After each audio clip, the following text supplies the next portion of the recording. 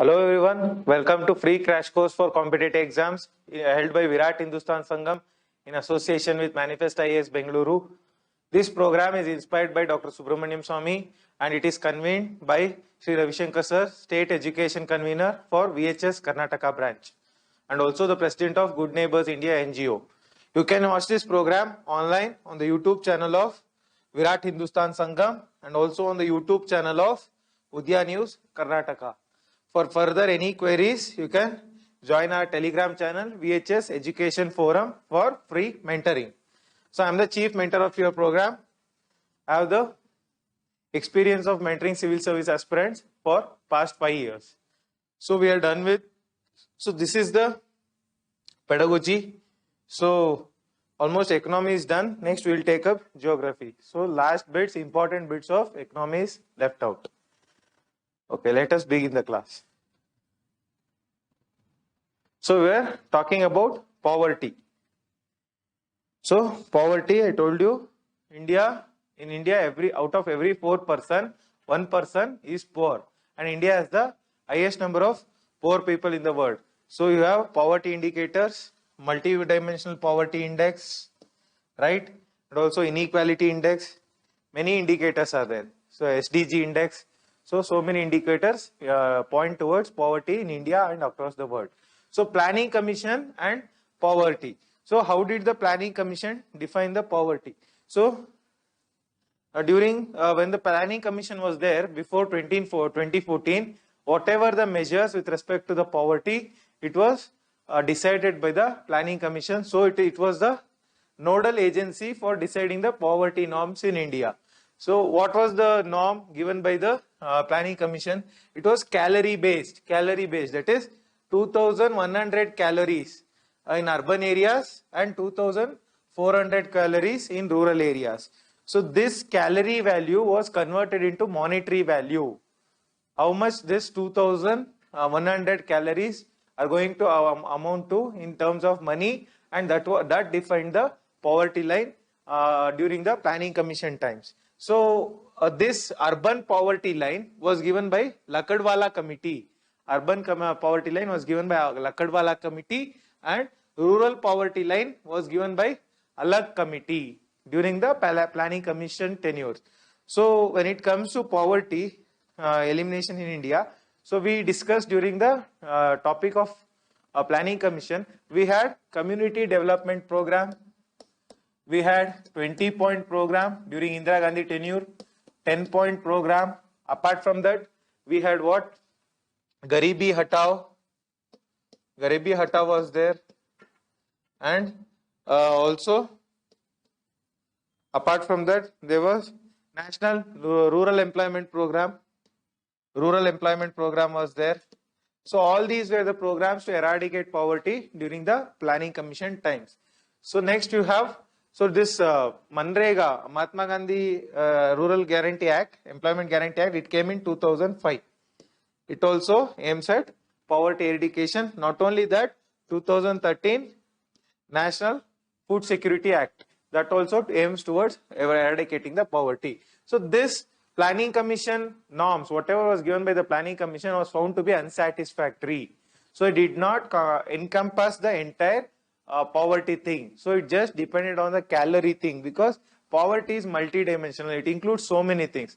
So what they did in 2010, they formed a committee. In 2005, this committee was formed, 2005-2006, headed by Suresh Tendulkar, and it gave the report. So this Suresh Tendulkar committee focused on the poverty only in the rural areas.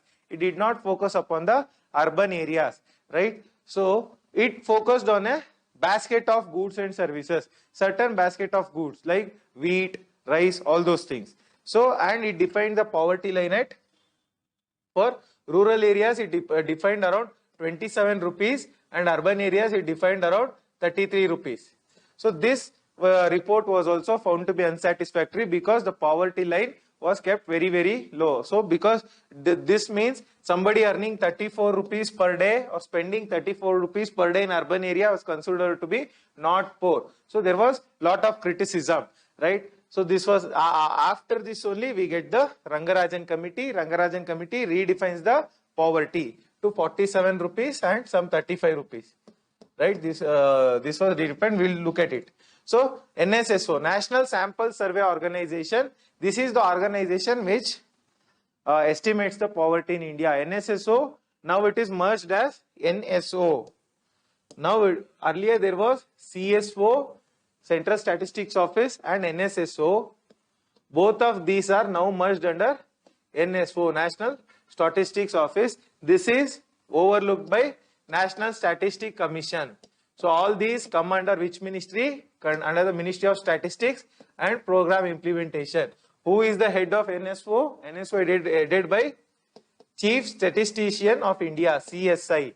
So who is the father of statistics in India? It is PC Mahalanobis. These are the important facts which will be asked in your prelims exam.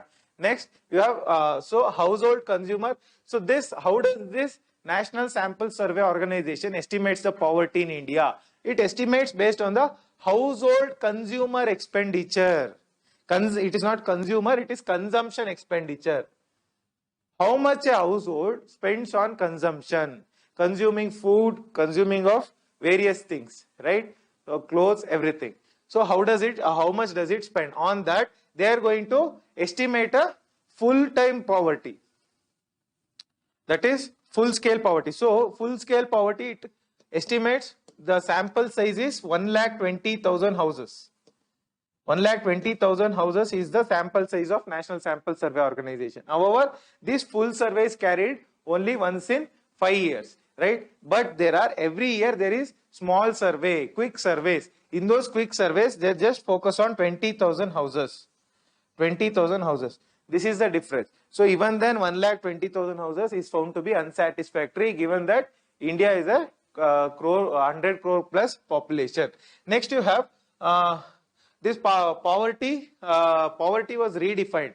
Poverty was redefined by one more committee, Arjun Sen-Gupta Committee. So where Arjun Sen-Gupta comes? Public sector undertakings.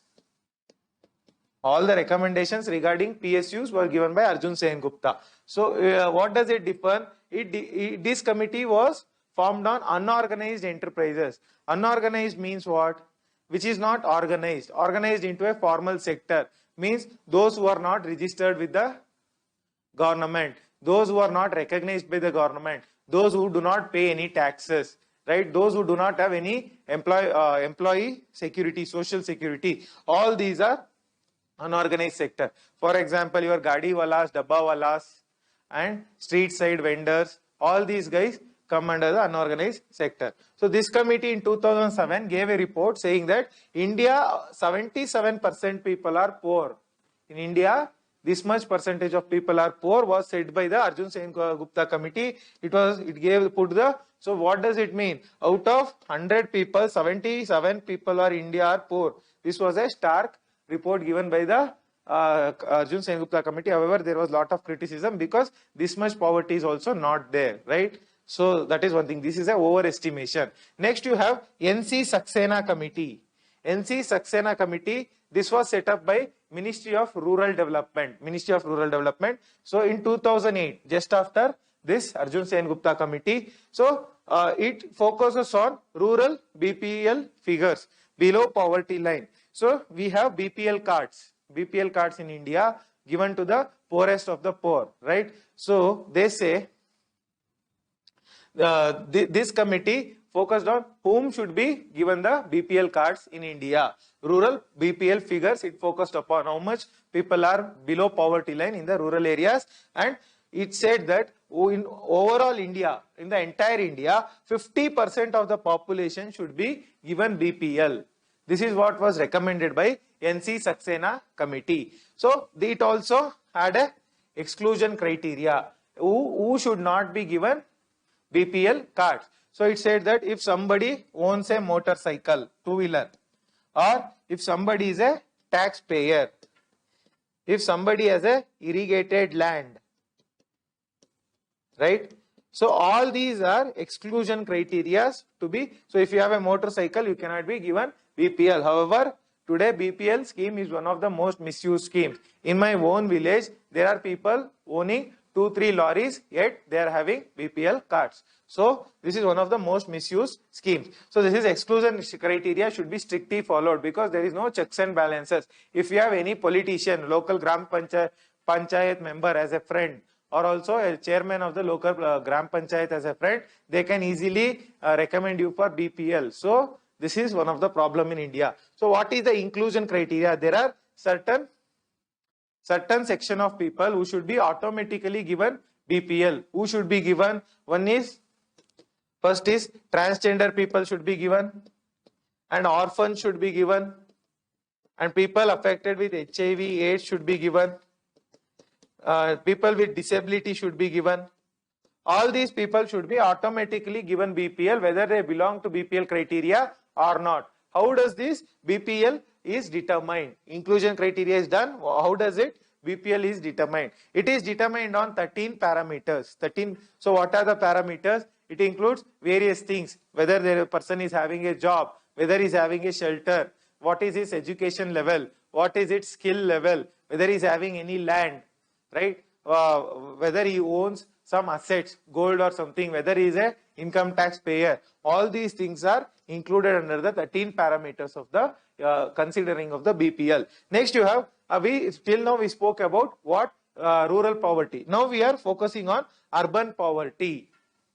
So urban poverty, it is mostly witnessed where? In the slum area, slum and shanties, and also people lying on the roadside, also people living in the small huts and small settlements. So that is where urban poverty is witnessed. So with respect to urban poverty, the committee is SR Ashim Committee. This committee speaks about the urban poverty in India. This committee, Ashim Committee, was also set up by Planning Commission in 2010. This was the year Ashim Committee was set up, right? So it identifies the BPL families in urban areas. So NC Saxena Committee identifies the BPL people in the rural areas. Ashim Committee determines the BPL people in the urban areas. So it says that urban people face urban poor face lot of discrimination. First they have residential vulnerability. What is residential vulnerability? They do not have any proper houses.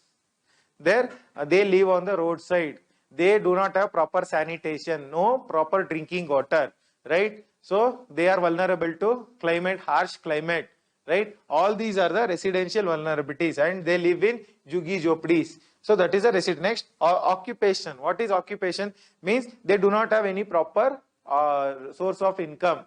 So they are engaged in menial work or temporary work, right? They are not educated enough to get formal employment. All these are the occupational vulnerability of the rural poor. Next, social vulnerability. When it comes to this is regarding gender vulnerability, caste vulnerability, age vulnerability. All these are the social vulnerabilities. How people are vulnerable? If we see women or transgender, lower caste people or young people, children or old age. All these come under the social vulnerabilities. Even the people with disabilities. All these come under the social vulnerabilities. Next you have Pranab Same Committee. What does this committee speak about? So this committee was set up by Ministry of Housing and Urban Poverty Alleviation. So this earlier it was called as Urban Ministry. Now it is called as Ministry of Housing and Urban Poverty Alleviation. So poverty is ingrained in the ministry name itself. So this committee focused on the number of slums in the urban areas. So 2011 census defines a slum. So what is 2011 census gives a proper picture of slum in India. How many people are living in slum in India? So it says that according to the 2011, 93 million people are residing in slums in India. 93 billion people means how much? 9.3 crore people are residing in slums in India. So this is what the Pranab Sen Committee said. So vast section of urban area people are residing in slums. So it also defines a slum. What is the definition of a slum? So this Pranab Sen Committee says that a slum is a settlement of at least 20 households. So 20 households should be there, and there should be no proper roofing, roof over the head. That is, the roof is, it is not a pakka house, and there is no proper sanitation, no proper water supply, and there is the settlements are compact, or there is no proper ventilation, air supply. All these are the definition given by the Pranab Sen Committee about the slum. Next you have it identifies the slum. How does it identify? So drainage facility and roof material. If there is proper RCC roof, or there is proper drainage, which can be, so if you watch this movie Slumdog Millionaire, so they have spoken about the Dharavi slum. Dharavi. So Dharavi is the largest slum in Asia. It is shown in the Slumdog Millionaire movie. So there in the houses, if you observe, there is no proper roof, there is no proper drainage facility, right? So this is with respect to the identification of slums, right? Next you have socio-economic caste census. Poverty. So in India, unfortunately, there is a peculiar situation. So if you look at the Western countries, let us take the example of United States of America. There actually there is a similar correlation. The black people, the black race people are generally considered to be poor, right? So in India, the same case applies to our Dalits, SC/ST population and OBC population. So even though upper caste people also, there is significant section of poor, but the number of poverty, relative poverty is more in the SC/ST population and also OBC population, right? So that is why there was socio-economic caste census was done in 2011, but this census report is not yet been released. Why? Because it might lead to lot of politicization. It might lead to more caste demanding the reservation. It might lead to various political turmoils, right? Because of which it has not yet been released, right? So this census was the first paperless census. This was the first digital census. Earlier it was written in paper. SCCC is the first paperless census in India. So next you have, this was the second caste census in India. So after 1931 there was no caste census held in India. So there was a gap of almost 80 years, after which the caste census was held in India. This census, socio-economic caste census, as an amalgamation of various ministries, right? Various ministries. What are the ministries? So first, rural area census was conducted by Ministry of Rural Development. Urban areas, Ministry of Urban Affairs, Housing and Poverty Alleviation. All this was coordinated by Ministry of Housing Affairs. Why? Because the Census Commissioner falls under the Ministry of Housing Affairs, right? What is the usage of socio-economic caste census? So if you look at the usage of SCCC 2011,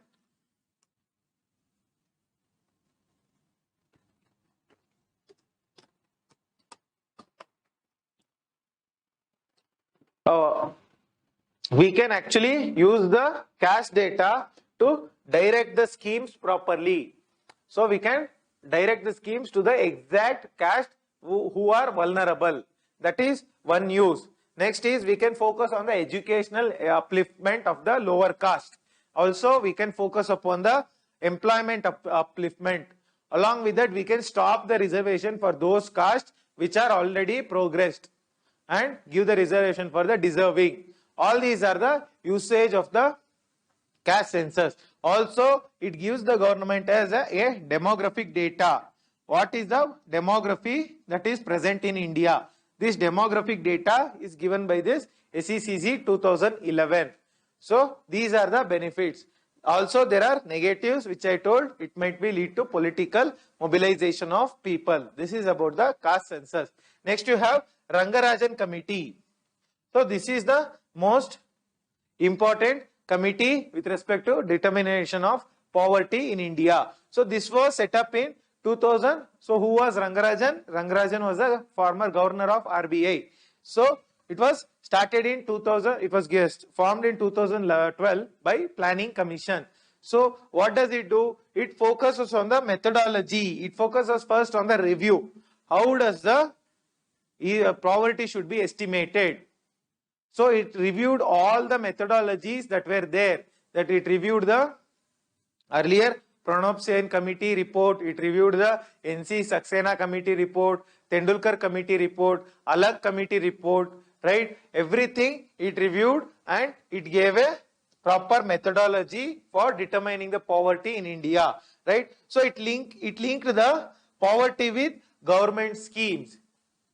That means government schemes, because of this Rangarajan Committee, what did it do? Whatever the government schemes are there for poverty alleviation, you have Mudra scheme is there, you have Manrega is there, Ayushman Bharat is there, right? You have Atmanirbhar Bharat is there, Garib Kalyan Yojana is there. So all these schemes, even National Food Security Act is there. So all these schemes would be directed towards the actual poor. Antyodaya Anya Yojana, National Rural Livelihood Mission, Deen Dayal Antyodaya Yojana. All these schemes could be directed with the poverty in India. Poverty in India. Poverty could be linked to the scheme. How these schemes are benefiting the upliftment of poverty, or which section of the population should the schemes be directed. That was given by the Rangarajan Committee. Next you have, it gives a criteria for determining the poverty in India. What is the criteria for determining poverty? One is nourishment. Nourishment means if the person is having proper food, if the food is properly nutritious, that is the first criteria. Then whether the person is having adequate clothing, that is the second criteria. Next, if the person is able to pay the rent, is he living in a rented accommodation, and what is the cost of the rent? That is what this Rangarajan Committee takes into account while formulating the poverty line. And also conveyance, right? Whether he should travel from house to the work for a long distance or the distance is short. That is whether the conveyance is short or long. And also whether the person is educated enough. So is there proper education and skills? Whether he is able to take proper calories. So this calorie term was also redefined. Earlier it was 2100 for urban, 2400 for rural. This was also redefined by the Rangarajan Committee. So all these are the criterions in order to determine the poverty in India, right? Okay. So this is about the Rangarajan Committee. So it gave a new poverty line. So what is the new poverty line? It is so I told you, Tendulkar Committee, it was 27 rupees and 33 rupees, rural and urban. So this said the poverty line is 32 rupees in rural area, means a person per day is spending more than 32 rupees, he is not poor. That is with respect to rural areas. Urban area it is 47 rupees. I told you there was lot of criticism of Suresh Tendulkar Committee. So because of which this committee gave the recommendation, because of this recommendation 94 million people got added to the poverty list. So what Suresh Tendulkar Committee said, more than that 94 million, that is 9.4 crore people got added to the poverty list because of the Rangarajan Committee report. So poverty eradication. So how do we eradicate the poverty? Since independence, I told you all the schemes starting from the community development program to recent you have COVID schemes, Garib Kalyan Yojana or Ayushman or Atmanirbhar Bharat. Everything focuses on the poverty eradication. So into how does we in order to eradicate the poverty, we should first measure the poverty. How do we measure it? There is in 2018 multi-dimensional Poverty Index. Multidimensional Poverty Index. This was given by Oxford Poverty and Human Development Institute. So multidimensional poverty index is given by UNDP plus United Nations Development Program plus Oxford Poverty and Human Development Index gives the poverty, this multidimensional poverty index. So this, according to this index, it gives a actually very positive picture about India. This index, what does it say? India lifted 271 million people out of poverty from 2005 to 2015. That is, whatever were the poor in 2005, so it got reduced by 27 crore people got out of poverty in 10 years. 27 crore. That is what is said by the MPI, Multidimensional Poverty Index. So earlier the poverty was 55% during 2005. 55%. That is, out of every 2 Indian, 1 is poor. Now it is reduced to 28%. Now it is approximately 25% people are poor in India. So the poverty rate is down. So multidimensional poverty index, it is also down from 0.283 to 0.123. This is the score. So poverty score according to multidimensional poverty index has reduced from 0.283 to 0.123. So this multidimensional poverty index, what is its benefit? So whatever earlier planning commission was doing, it was actually single dimensional poverty estimation.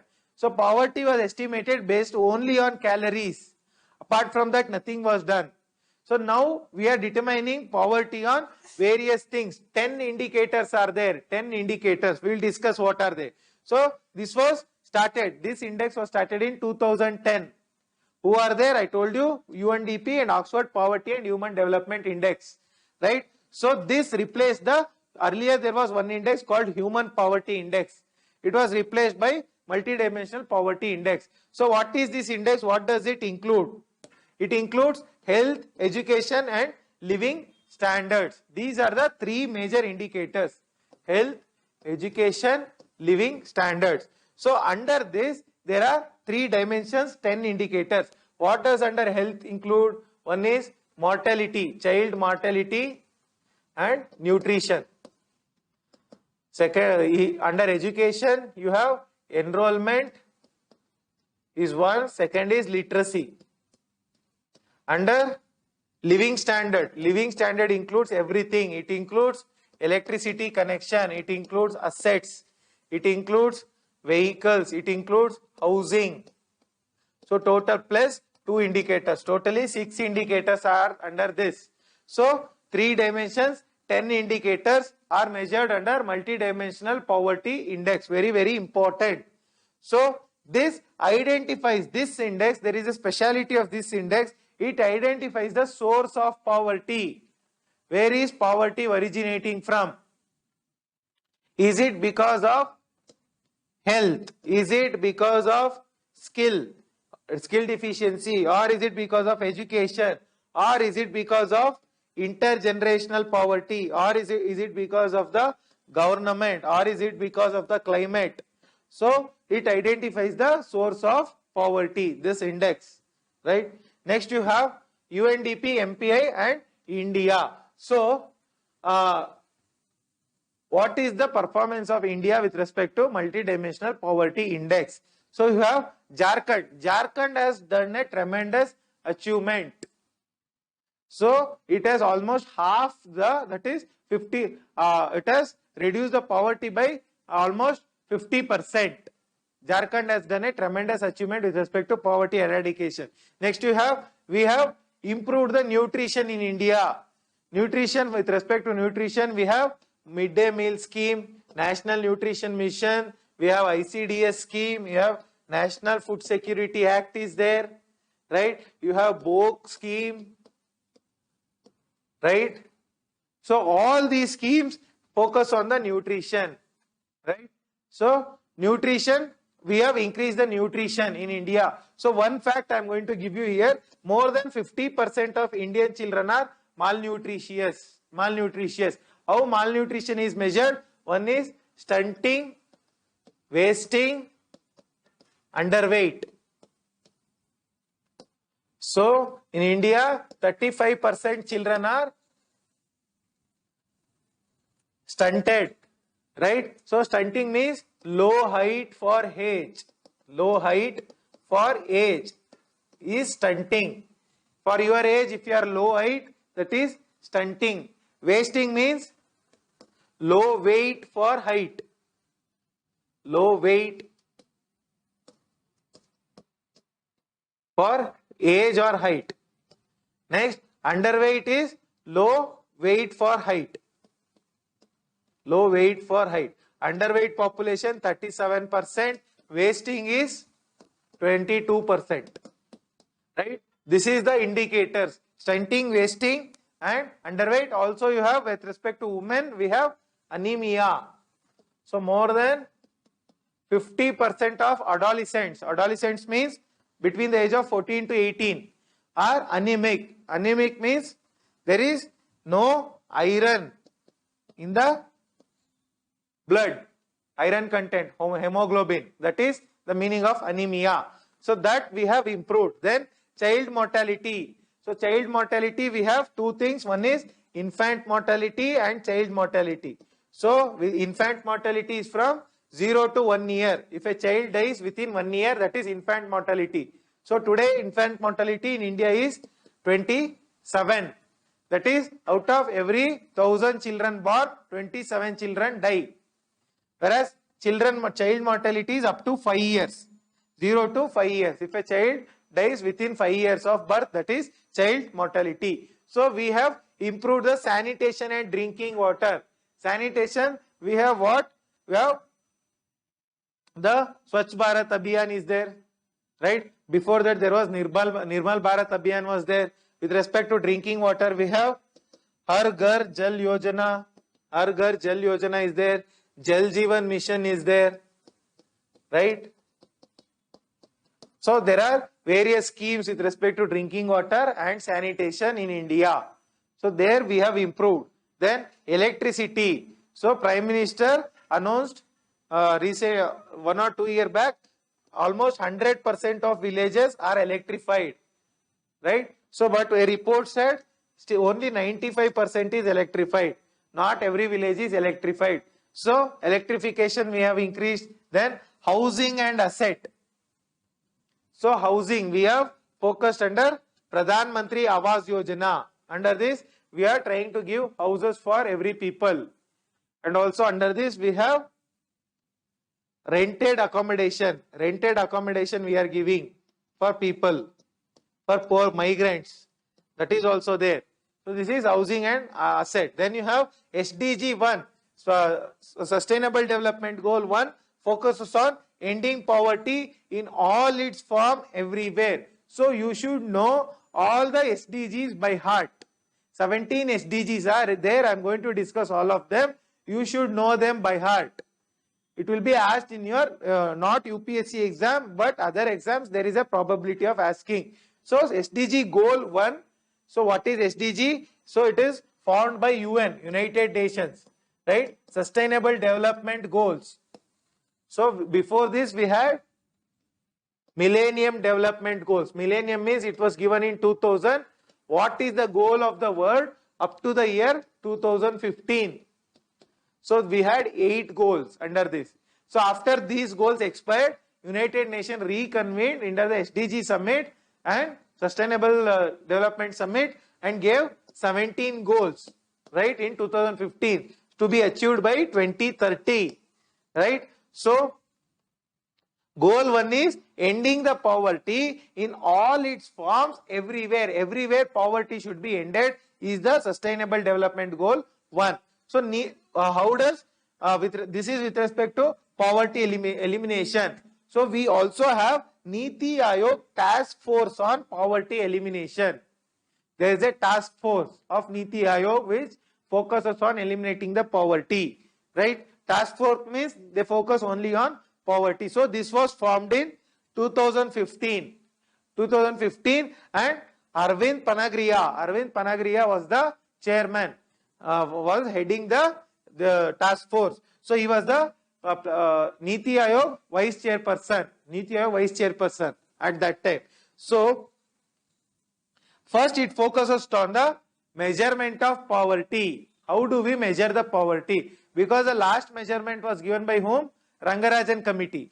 So after this there was no measurement. So Niti Aayog focuses on how to measure the poverty, but with respect to this, they did not arrive at a conclusion. There was a lot of confusion regarding to this. Then is strategies to the combat. So with respect to this, the committee arrived at a conclusion. Strategies to combat the poverty, they arrived at a conclusion. What is it all about? So it focused on, it says that in order to eliminate the poverty in India, there should be employment intensive, sustained, rapid growth. So today we have, I'm going to discuss later, there is a concept of jobless growth. Jobless growth. What is jobless growth? Growth is happening, right? But there is no jobs. People are losing jobs. Even then, growth is happening.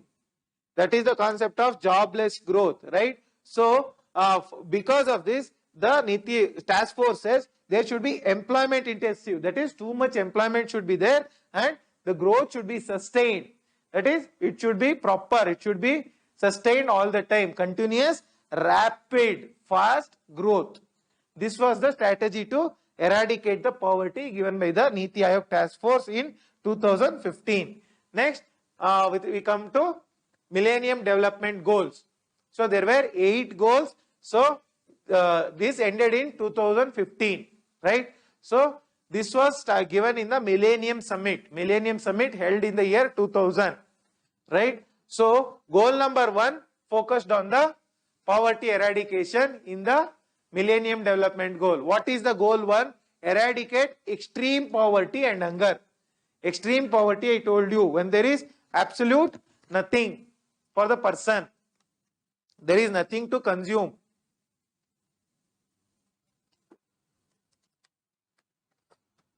That is the concept of extreme poverty, right?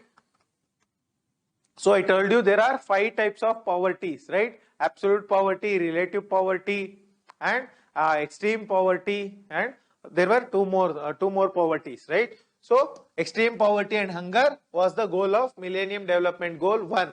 So next we have Sustainable Development Goal after Millennium Development Goal. So it focuses on transforming our world.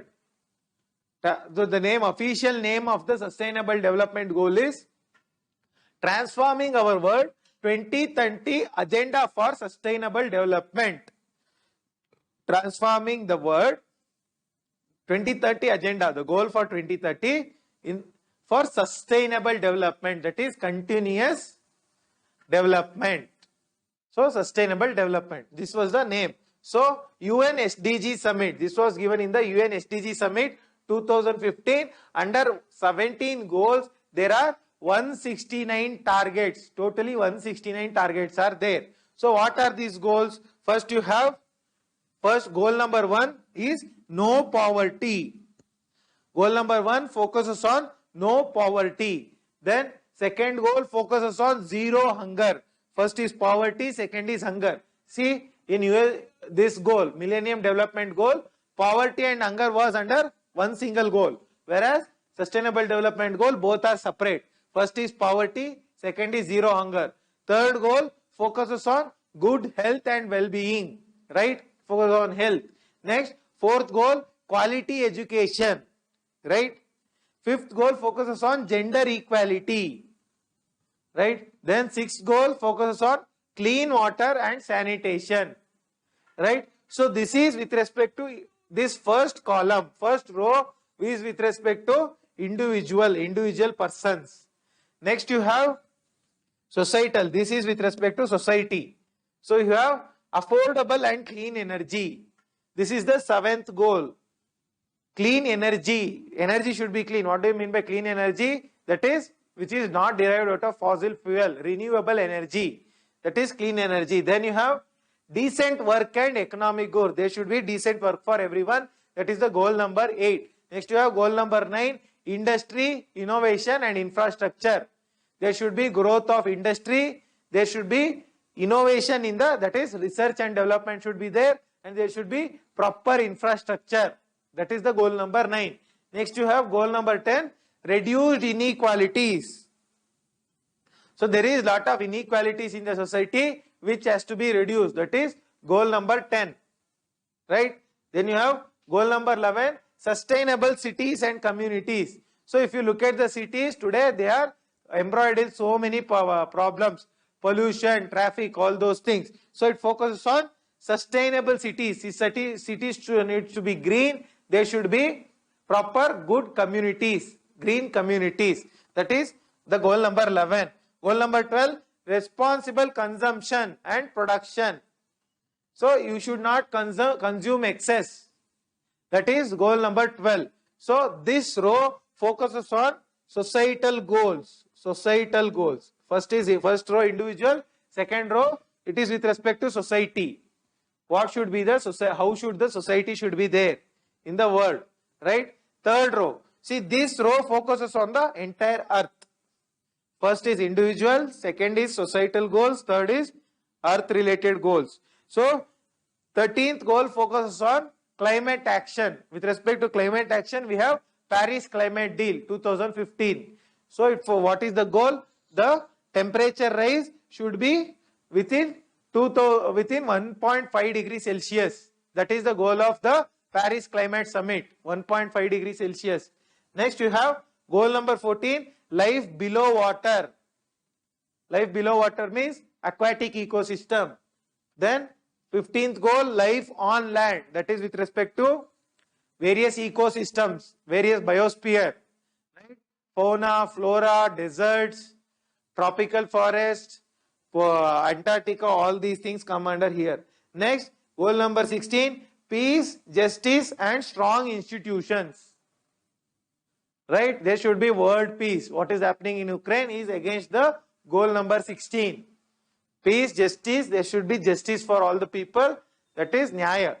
And strong institutions, whatever the institutions, monetary institutions, government institutions should be strong. Next, partnership for the goals, goal number 17.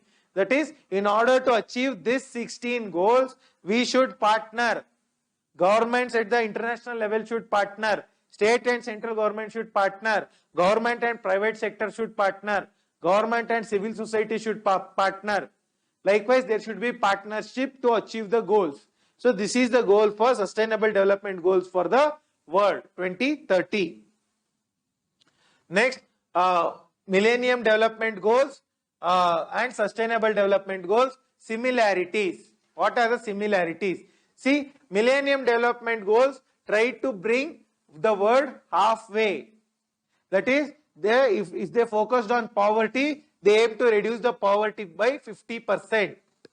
Whereas Sustainable Development Goals aim to eradicate the poverty.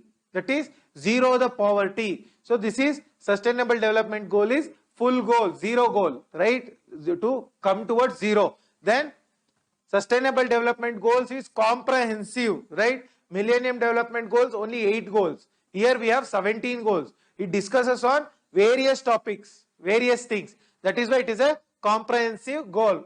And it is inclusive. So inclusive means it is gender inclusive. It is poor people inclusive. It is climate inclusive.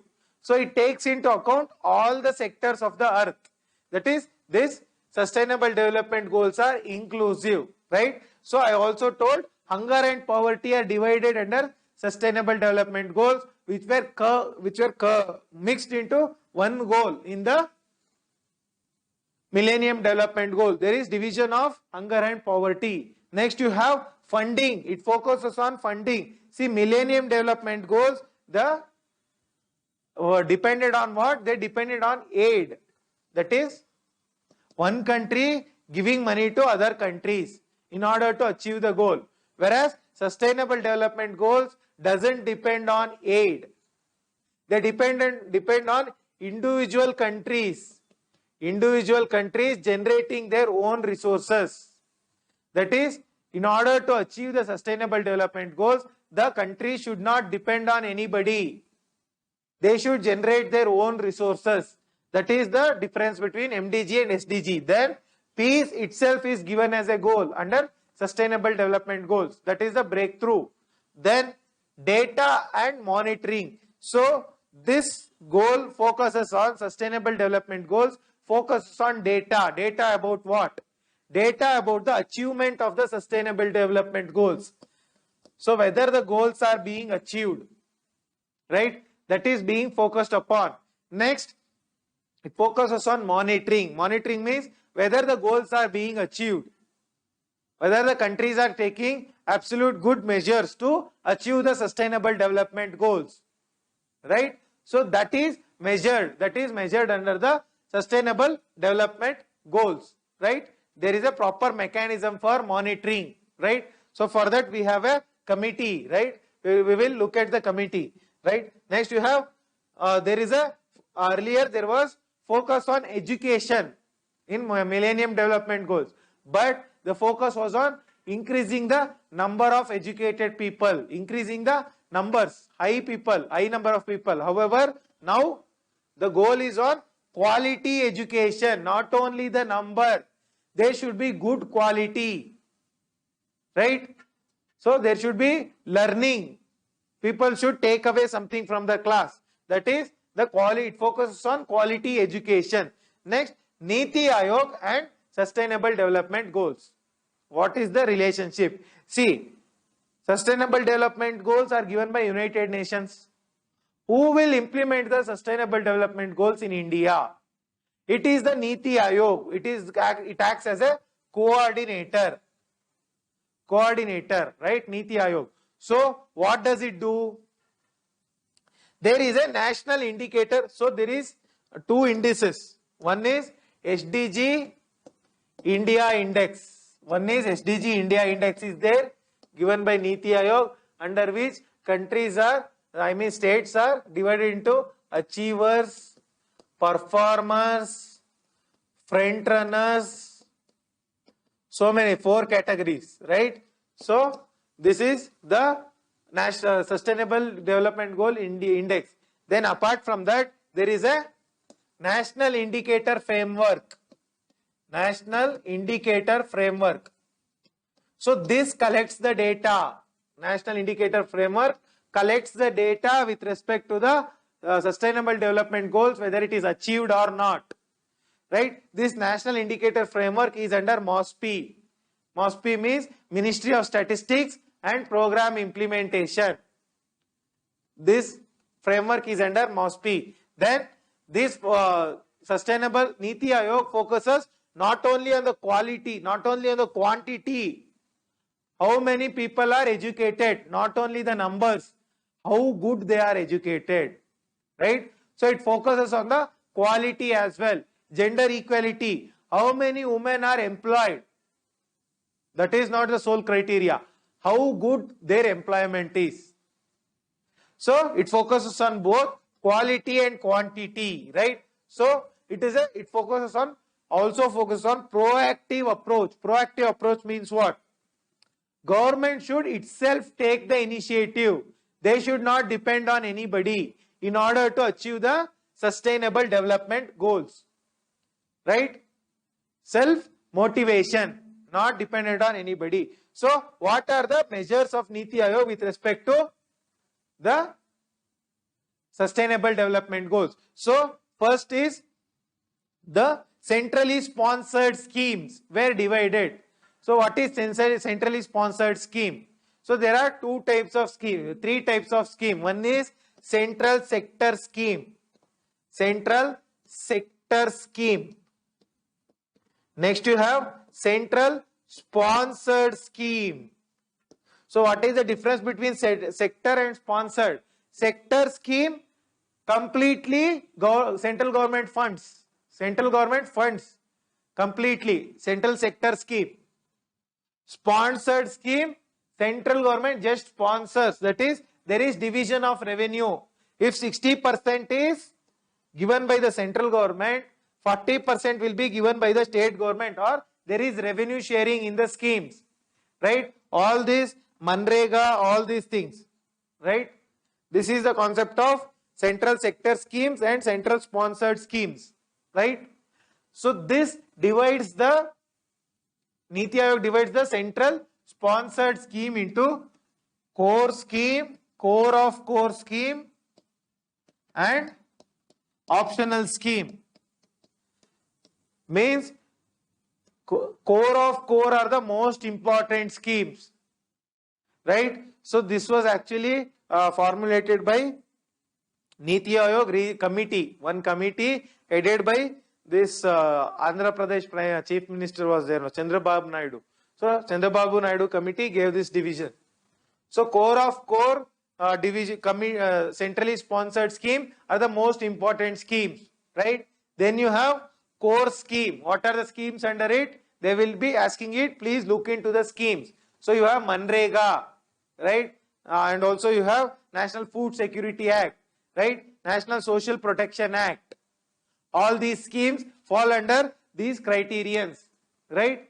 So Ayushman Bharat, Food Security Act, everything, right? So you should, next is this division was done. Why? Because this division was done in order to achieve the sustainable development goals. Next, you have, they also, not only this division of CSS, they focus on the international review. I told you under SDG there is a monitoring mechanism, right?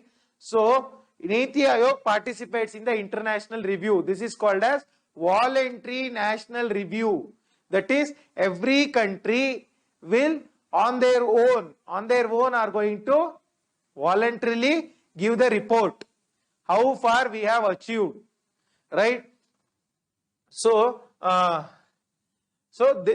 this international review, so I told you there is a monitoring committee in order to achieve monitoring the achievement of SDG. That committee is called as High Level Political Forum, HLPF, High Level Political Forum under ECOSOC, that is United Nations Economic and Social Council, right? This High Level Political Forum monitors the achievement. So there is a voluntary national review. Voluntary national review. So what was India's voluntary national review, right? Means what have we achieved till now? So we have to look back at the schemes. So what have we achieved with respect to poverty? We have Manrega scheme. So we have Jandan scheme is there, right? So many things are there to, you have National Food Security Act, so many schemes, we have Garib Kalyan Yojana under poverty. Then zero hunger, we have midday meal scheme, and during COVID 5 kg rice ration was given for free, right? And also you have National Nutrition Mission, Poshan Abhiyan, and that is zero hunger. We are achieving towards zero hunger. Good health well-being, we have National Rural Health Mission, Urban Health Mission, Jan Arogya Yojana, all those things. Quality education, we have Samagra Shiksha Abhiyan is there, new education policy is there. All these are our achievements with respect to quality education. Next you have gender equality. We have Mudra Yojana is there, Stand Up India scheme is there, Vajra, Inspire, Kiran, all these schemes to look after the research and development, women empowerment, that is there. Beti Bachao, Beti Padhao, Sukanya Samriddhi Yojana with respect to gender equality. Then clean water and sanitation, what do we have? Jal Jeevan Mission is there, Har Ghar Nal Se Jal Yojana is there, right? National Clean Ganga Mission is there, right? Namami Ganga Yojana is there, right? All these are with respect to clean water and sanitation, our achievements. Then affordable and clean energy, we have International Solar Alliance is there, right? And also we are focusing on what? This National Solar Mission is there, National Hydropower Mission is there. So all these are with respect to affordable and clean energy. Then you have decent work and economic growth. For economic growth, we have Atmanirbhar Bharat Yojana is there, right? Decent work, we have, what do we have under decent work? This Skill India Mission is there, Pradhan Mantri Kaushal Vikas Yojana is there. in order to promote employment, and also National Career Service Portal is there. Then industry, innovation and infrastructure. Likewise, for everything we have so many achievements. So these are the brief things we have told. These are the things given in the India's voluntary national review to the United Nations, right, to high level political forum. So universal, next is the concept of universal basic income. What is this universal basic income?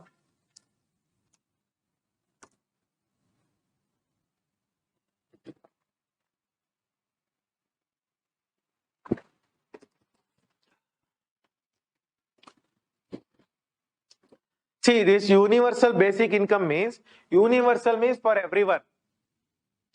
Basic means minimum income. Minimum income means what?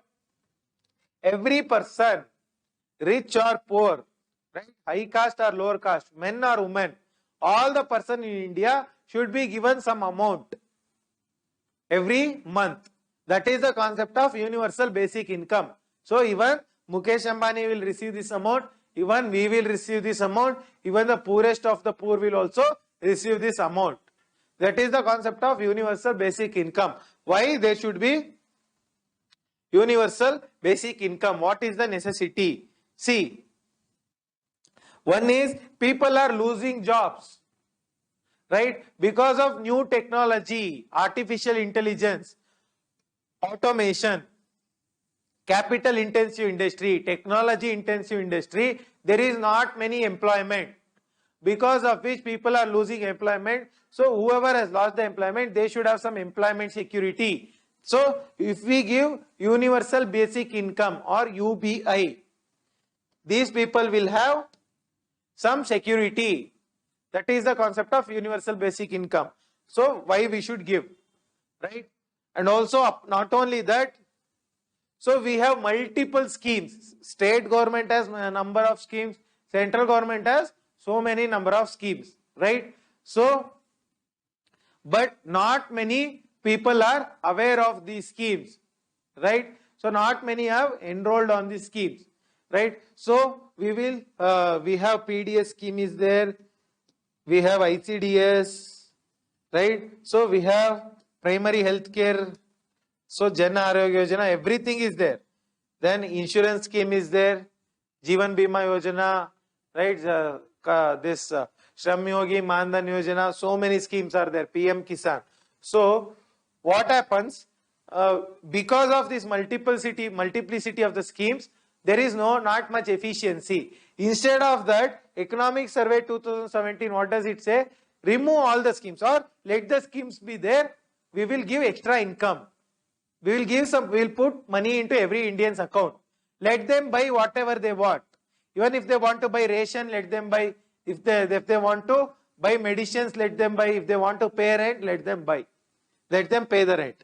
So that is the concept of universal basic income, why it should be there. What are the positives? One is transparency. Means what? See, under this PDS system, if 100 rupees is given to the PDS system, only by the time it reaches to the public, lot of corruption, many ration is diverted, so very less go to the public. So Rajiv Gandhi had once told, if government gives 1 rupee to poor's benefit, only 15 paisa reaches them.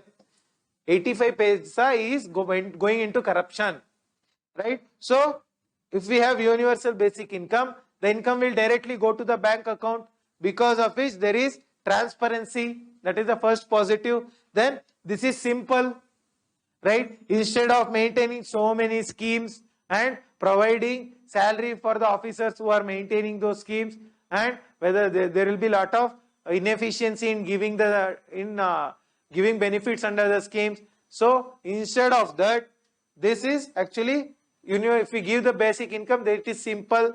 Then you have efficiency. Means if rather than giving benefits, people will like when they receive money, so they can use it for any of their choice, whatever they want. So people can have their own choice, they can spend it on anything they want, that is there. Then this will help in alleviating the poverty, right? taking the people out of the poverty that is there, then it will increase the demand in the society. Because of universal basic income, what happens? There will be increased demand, right? Every person will have some income in their bank account given by the government. They are going to spend on so many things which will increase the demand.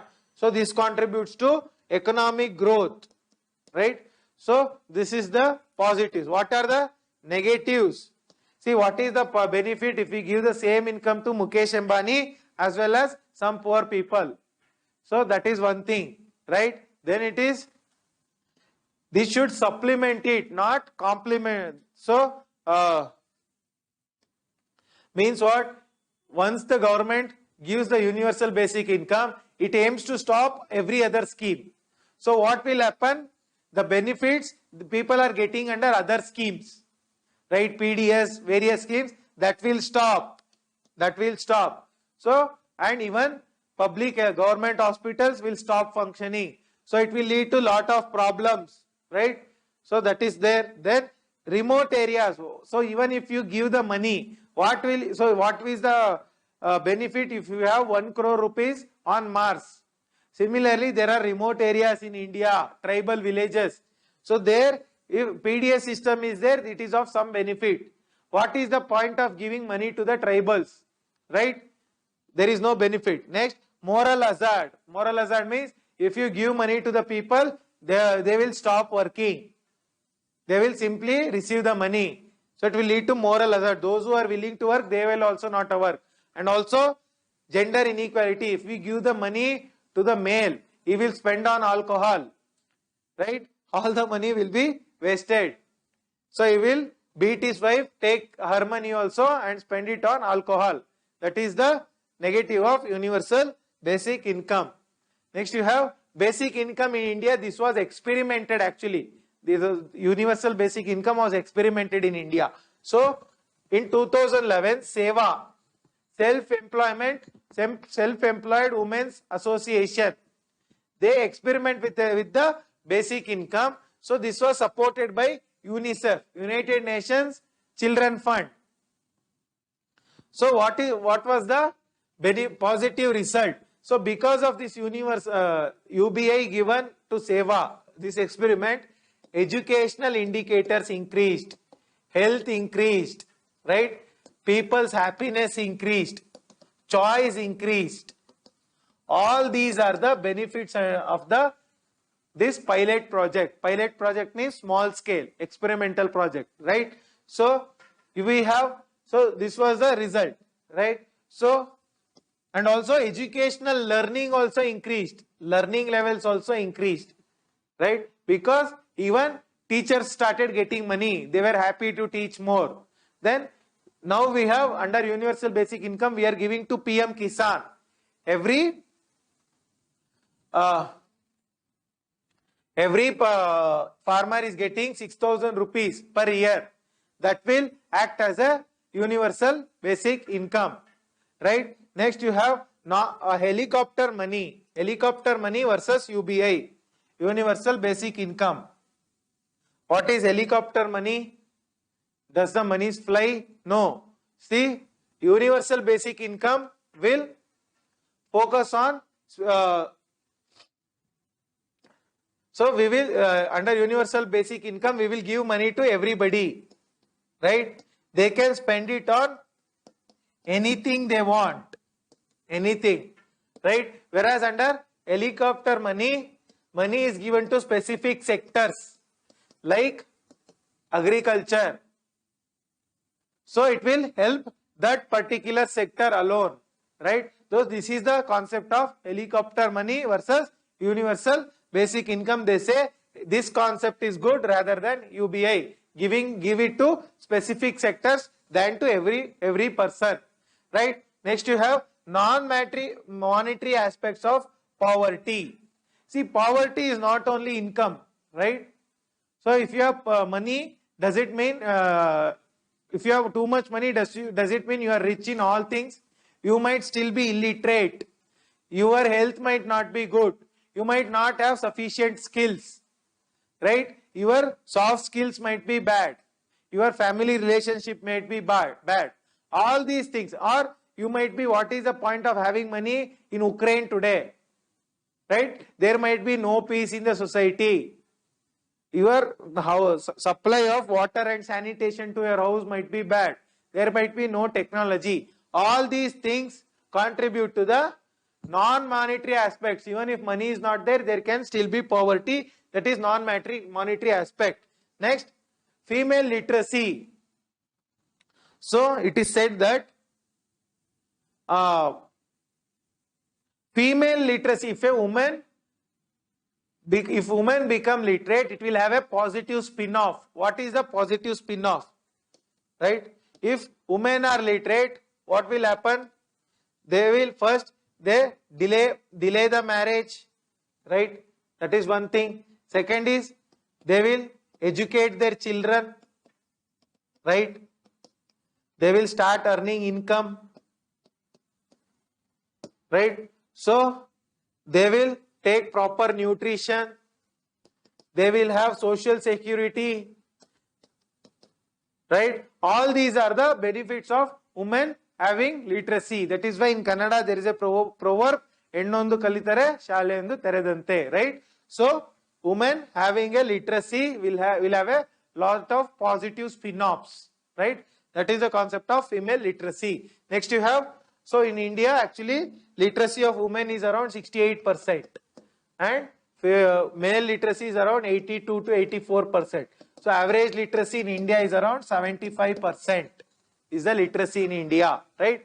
Poverty as a cognitive tax. What do you mean by cognition? Cognition means brain, related to brain, your consciousness, prajna, that is cognitive.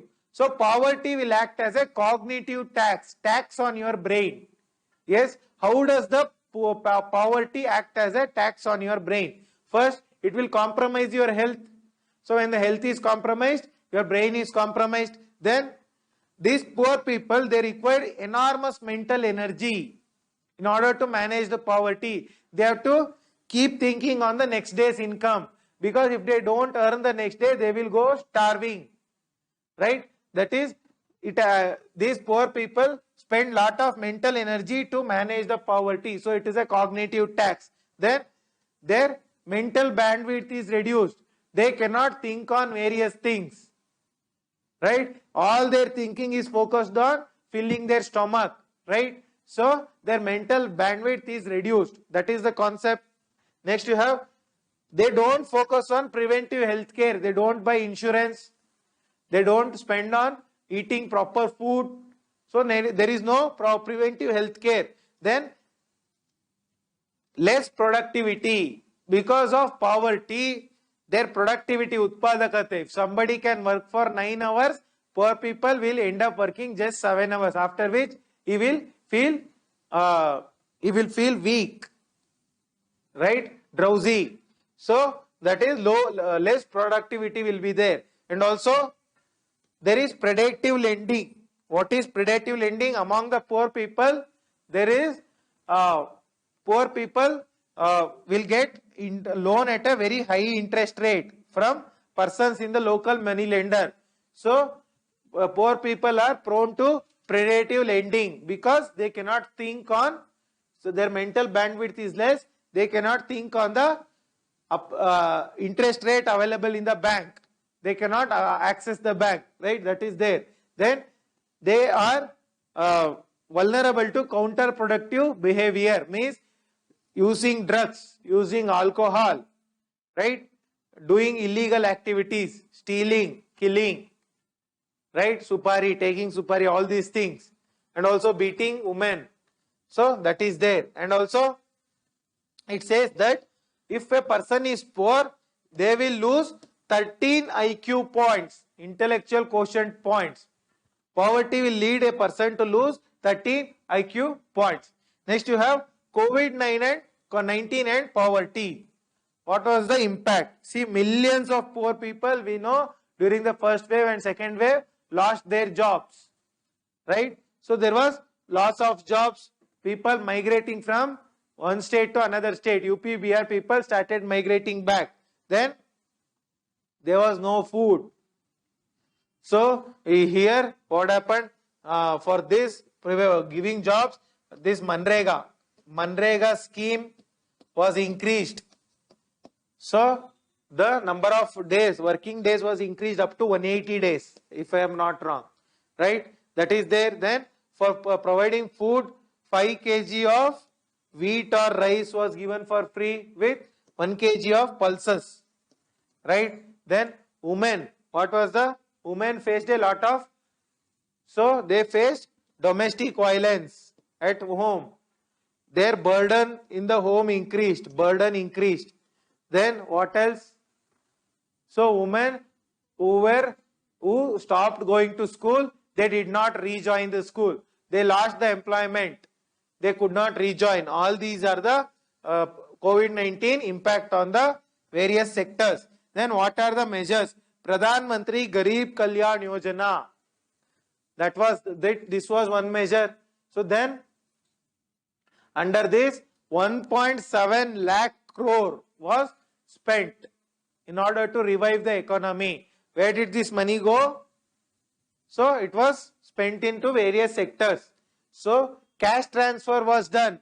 Whom did the cash transfer go to? One, it goes to women.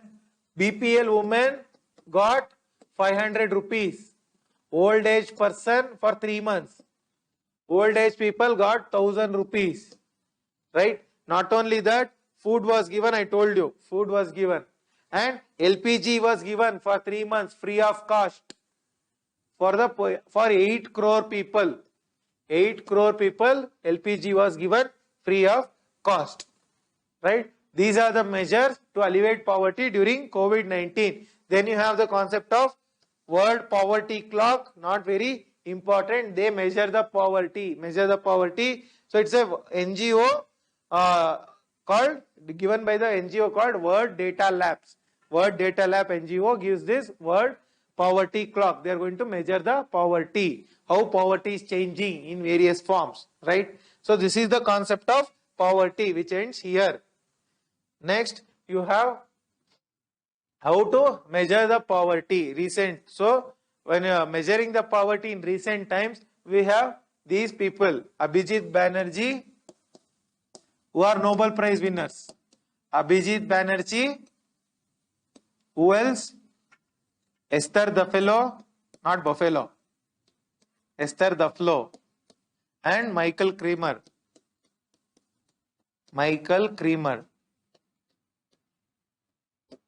So these three people got Nobel Prize for development economics, right? So what is the development economics? See, it deals with the development. So what is the difference between growth and development? So growth means just the numbers. We are growing at 9%. GDP is growing at 9% or 10%. So we are growing. That is the growth. What is development? Development means when this growth is divided equally among all the sections, equally or equitably. That is development. See, in the growth, we might grow, but this growth might not be beneficial for all the sections, right? Only concentrated to few sections. So when this growth is spread across all the sections equitably, then it is development. So that is economics dealing with development is called development economics. So initially post-independence, we focused on what? Efficient allocation of resources. Planning Commission focused on what? There are resources. How should we plan? We should plan to how to allocate the resources among the various sections. Should we give it to agriculture? Should we give it to industry? So this is the efficient allocation of resources was focused in the development economics in the initial times. Later on, what happened? It focused on growth with distribution. We will grow. In that growth, we will tax the people, and out of the tax revenue, we are going to distribute among all the sections. That is the later concept. later concept of development economics. So in this development economics, certain criteria are there. It focuses on the poor people. That is the first criteria. It focuses on efficiency. Efficiency means what? See, giving, for example, we have what? This microfinance institutions. I have discussed this. Under NABARD, Mudra Yojana is there. Mudra Yojana acts as a, Mudra Bank acts as a refinancing agency to microfinance institutions, right? So, we are giving money to microfinance institutions. Whether that money is being efficiently utilized, right? That is the concept of efficiency under development, and also effectiveness. Whether the money spent or given under microfinance institutions, is it leading to any good effect, right? Is it leading to poverty alleviation? Is it leading to empowerment of women? Is it leading to educational benefits? That is effectiveness. So they focus on micro experiments. Micro experiment. What they do? They go to a village. How does development economic experiment will take place? So randomized control trial. How do they do the randomized control trial? I'll tell you. They will go to a village. In that village, they will start giving some money, like money under government scheme. So how well the money will be utilized, or they will conduct some vaccination drive. They will give some, what they do, they will conduct vaccination drive. So they will give some benefits. So if you give vaccination to your children, we are going to give you 1 bag of rice. So these kind of experiments will be done and the data will be collected. So just vaccinating, they will just conducting a vaccination camp versus just conducting a camp versus conducting a camp with giving rice. So which will have more success rate? This one. So these kind of experiments will be done, and because small areas, they will do the experiments and give the results, suggestions for the entire country. That is development economics. So it also includes behavioral economics. What is behavioral economics? So there is this concept of nudge theory. What is nudge theory? Nudging people, pushing people. Means what? See, you have, let's say, so this deals with human behavior, behavioral economics. So you have one product at 90 rupees, right? Another same product, different company. It is 100 rupees, but 10% discount, 90 rupees. So which will be you be attracted to? You will be attracted to this, right? Discounted. That is why all these companies give discount. So this is behavioral economics, human behavior. I will give you one more example. You book your tickets on Book My Show. Automatically there is a tick. Give 2 rupees for orphans. So if you have to deliberately press the tick, you will not press it. So what they do, it is auto enabled. Automatically the tick will be there. So when you book your tickets, gift a smile, it is called gift a smile, automatically 2 rupees will be deducted. So this is also behavioral economics. So you will not mind giving 2 rupees, but you are allowed to press on your own, you will not press, but it is automatically enabled.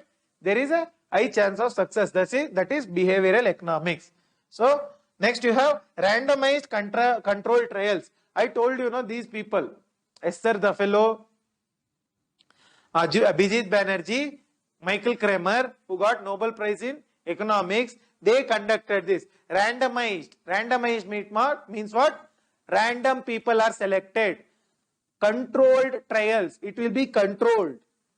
There will be proper data will be collected, trial, right? So they conduct field studies. They will conduct on the ground studies, not in the labs, with respect to So this randomized control trial, it can be conducted for education, it can be conducted for health, it can be conducted for economics and various things, right? So why is it conducted? Evidence-based public policy. See, because of this study, there will be some evidence, and that evidence can be used in the formulation of public policy, right? This is the concept. So comparison of two or more groups, similar groups. So under this 100 people are taken. Let us say 100 random people, they will be grouped into two or more groups. And what they do under this first group, let's say vaccination is trial is being conducted. So let's say there are two groups. Group 1 is given vaccination. Group 2 is also given vaccination but that vaccination is not actually vaccination, it is just distilled water. So if the vaccine is really good, whether it is working, means these people should show positive signs. If these people also show positive signs who are given distilled water, it is a placebo. Placebo means, so they will just give you one chocolate and say that it is a tablet, you will get cured, that is placebo. So if these people also get cured, that means vaccine is not efficient, vaccine is not working. Only these people, group 1, whom vaccine is given, they get cured from a disease, then only vaccine is working, right? So there is experiment group, they receive a new treatment, and control group means group 2, they receive standard treatment or placebo treatment or earlier treatment, right? Earlier treatment, before vaccine, COVID vaccine was found out, what was the earlier treatment? They used to give paracetamol or malaria drugs, that is standard treatment, right? That is control group. Next you have blind trial to remove experimental or selection basis. This is bit in detail, but you should know because these people have won the Nobel Prize, probability of asking. Blind trial to remove experimental or selection bias means what? These who are being selected, so group 1 and group 2, both of them will not be told that you are being given original vaccine, you are being given just distilled water, because that might hamper, that might impact their brain, and they might lead to some behavioral change. So this is called blind trial. People receiving the treatment will not know. So why? When they don't know, it will not lead to bias. They will not lead to any behavioral change. That is experimental bias or selection bias. So then you have double blind study. This is single blind. What is double blind? In double blind, not only the people who are giving the treatment, even the experimenters, people who are conducting experiment, they will also not know who are being given vaccine, who are being given distilled water. That is double blind study. What are the advantages and disadvantages? See, advantages is it will lead to objective data, accurate data will be there about the trials, and also it is scientific, right? It is well accepted and it can be used in various areas. These are the advantages. Actually, there are not many disadvantages, but if the group, that is control group, is very less, if we are conducting experiment on 20-30 people, it will not lead to accurate data. That is a disadvantage, right? Next you have 2019 Nobel Prize for Economics. These people, that is why I am discussing, because of this, right? So what they did, these three people, they are breaking down the poverty to smaller levels. See, whenever we discuss about poverty, we talk about entire India. So what these people do, these three people, Michael Kremer, Esther the Fellows and Abhijit Banerjee, they will break down the poverty to smaller levels. So level of education, level of skill, level of health, level of employment, smaller levels, right?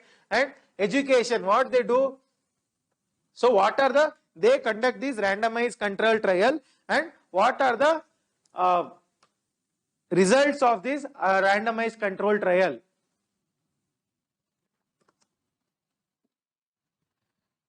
So they will conduct the experiment in education. What is the experiment? So they target the weaker persons. So that is weaker pupil means people who do not have good caliber to learn. Weak students, right? Poor learning students, if they are given sufficient attention. See, if they are given, let's say you study well, we will give you 100 rupees every month. So then the education level increased. Then even teacher, so lot of government schools do not have teachers, or teachers even if they are there, they are absent. So what they do, teachers are given money. So then teacher presence increased. This is one form of trial. Then health. They conducted health with respect to trials with respect to health. What is the trial? Deworming. So deworming tablets were deworming medicine was given, albendazole. But earlier people did not accept. But with the deworming, if they give some chocolate, people started accepting. Even mobile vaccination clinics was, that is vaccination, if it is at the taluk level, people did not go and get vaccinated. But when the vaccine man went to their village, there was high success. Not only that, they gave with the vaccine, they gave one gunny bag of rice or something. Then vaccination became a successful. Then microcredit. They also conducted trials on microcredit, giving money, small money to specific sections. That led to positive outcome. That was also the outcome of the trials, randomized control trials conducted by the Nobel Prize winners. So there is one more concept called bounded rationality. What is bounded rationality? Means limited rationality in human behavior. We are not rational. Rational means logical. We are not logical human beings all the time, right? So vaccination, see, even when there is vaccination, free vaccination is given, not many people are vaccinated because of fear or lack of knowledge, right? That is the rationality is not proper in the humans. That is bounded rationality. Fertilizer, with respect to fertilizer also, people, even though we ask them to use scientific fertilizer, they just go and buy a packet of urea and throw it in the field. So there also people lack rationality, right? So next you have the concept of so what they do in bounded rationality, people are not rational. I told you. How will it impact? Let's say suppose a packet of dal price is reducing. What the people do? Or let's say a mobile phone price is reducing. They will not invest in the mobile phone. Today it was 100 rupees, tomorrow it is 90 rupees. Day after tomorrow 80 rupees. So they will delay their investment so that the prices hit rock bottom. So that is a bounded rationality. Even that is why what these people say, Nobel Prize winners, we should give temporary subsidy. If we give subsidy to people temporarily, it is going to increase the production. But if we give permanent subsidy, people will not increase the production. Because anyhow they know they are going to get subsidy. They are not going to work hard. But if there is temporary subsidy, time being, then they will work hard. This all relate to behavioral economics. This is not important from your prelims perspective, but from your mains perspective. Let's move on to economic inequality. Concept of economic inequality. Poverty is done. What is economic inequality? So inequality means unequal distribution of income. So there is this report, Oxfam report. This report says 1% of the rich people own 43% of the wealth in the world. 1%, top 1%, 43%. And top 8 rich people own wealth more than bottom 50% of the world population. This is the inequality given by the Oxfam report, inequality report, right? So, unequal distribution of income. Not only income, income is wage, payment. Not only that, unequal distribution of wealth. Wealth is different from income. Wealth might be inherited from your parents or grandparents. Income, what you earn. There, inequality is there. So, income inequality is between male and female,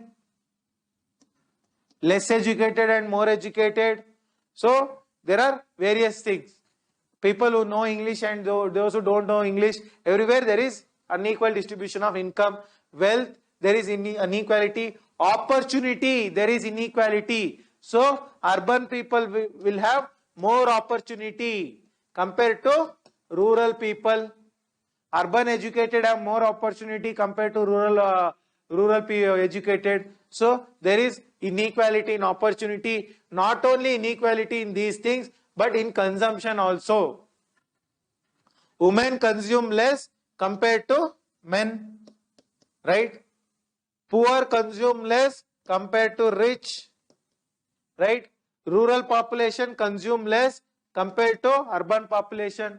All these are the different types of inequality. So, how inequality is linked to poverty? So, is poverty the sole criterion? No. Poverty is one of the criterions, right? Poverty might lead to inequality, but inequality is not only the be dependent on poverty, because see this you consider the example of Saudi Arabia. There is very less poverty, but still there is inequality between men and women, right? So poverty may not be the sole criteria for determining inequality, but one of the criterions, right? So that is the difference between inequality and poverty. What are the effects of inequality? One is it compromises our fundamental rights. It compromises our human rights. It leads to unequal access of resources.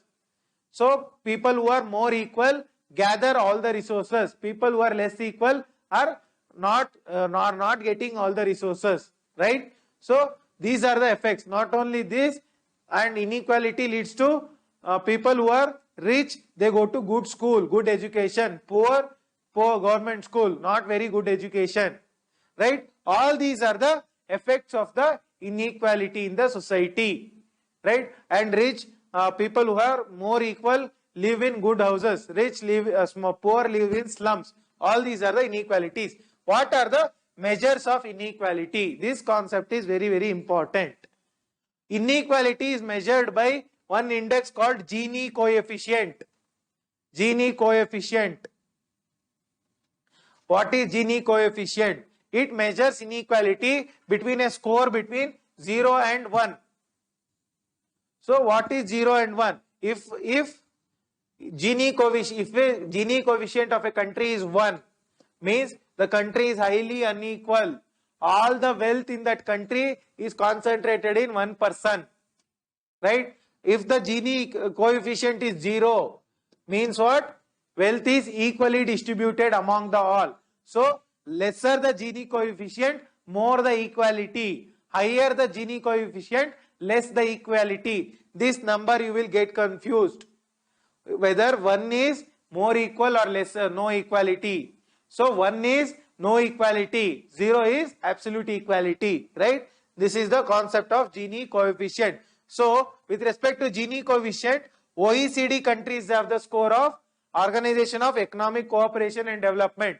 Those are the advanced countries of the world. They have the score of 0.32. So means there is more equality, more or less equality among those countries. Whereas India, who measures the inequality? It is NSSO, National Sample Survey Organization, Consumption Survey. This survey manages the consumption inequality, whether the persons are consuming food, health, education, electricity, right, and clothing. All these are insurance, all these things. So this consumption inequality is measured by National Sample Survey Organization under its consumption survey, right? So it says that according to the consumption, the inequality in the urban areas is 0.38, 0.38, and only consumption inequality, not poverty and other inequalities. So urban areas are more unequal compared to rural areas where inequality is 0.29, right? So this is the concept of inequality. So also we have India Human Development Survey Report. India Human Development Survey Report. It says that in India the inequality is 0.55. India Human Development Survey Report. It says inequality in India is 0.55. Means what? We are 0.55. We are more unequal society. So India is suffering from middle income trap. Means people in the middle income are not graduating into upper income, not falling into lower income. They are in the middle income trap. So why also middle income trap majorly means maximum production. Maximum production. It might be of mobile phones, food, goods, anything produced in the society is produced for the top 10% of the society. Top 10% we are producing all the goods. Rest of the population we are not bothered. Right? That is the concept of middle income trap in India. Right? So production is meant only for the top 10%. Then we have Lorenz curve. So I have been telling various curves, Laffer curve, Kuznets curve. So Lorenz curve is also one of the important curves. It measures inequality. Gini coefficient put in the graph form is Lorenz curve. What is Lorenz curve? How it will be? So it is something like this. So you have income on this side, income.